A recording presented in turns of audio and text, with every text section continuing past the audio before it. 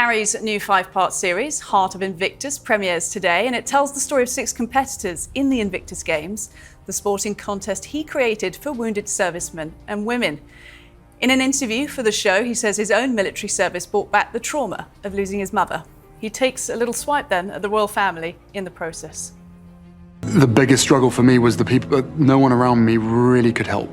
I didn't have that support structure, that network, or that expert advice to identify what was actually going on with me.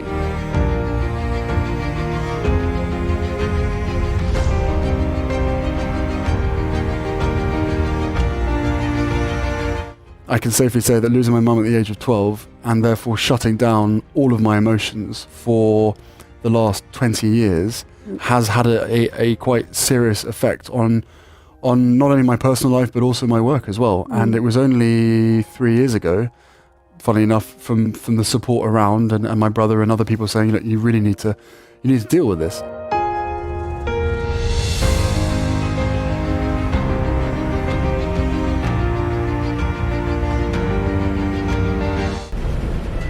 Three young British soldiers, all wrapped in plastic and their bodies in pieces.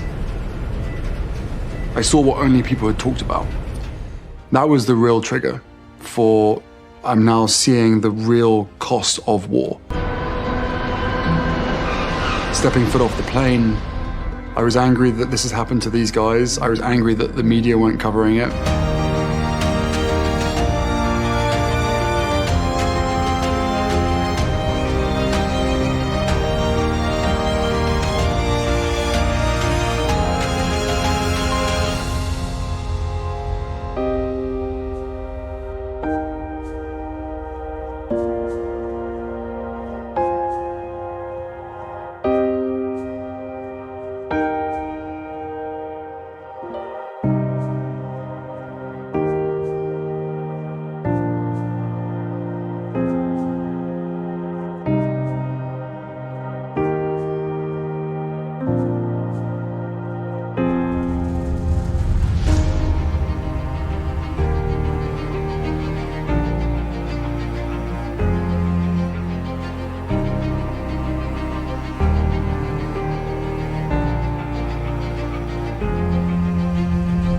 Yeah, I think Prince Harry enjoyed enormous popularity in the armed forces, both for his determination to serve in Afghanistan on 2 occasions, and also for the help he gave to wounded soldiers, partly through Invictus Games.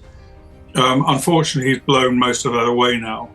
And a combination of his turning on his own family, the royal family, which means such a lot to the armed forces, and his attempts to exploit his own service for his own publicity purposes.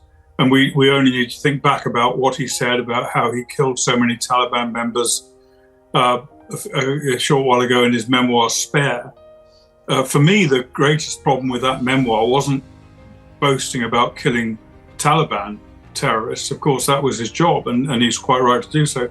But he did say, and I think it was for the benefit of his woke friends in California, that he was conditioned by the army to treat them as subhuman, as less than human beings, which is simply not true, but plays well to the woke agenda. So I think those things have combined, have led him to be, I wouldn't say vilified exactly, but certainly treated with much greater suspicion and much less affection in the armed forces than he was before.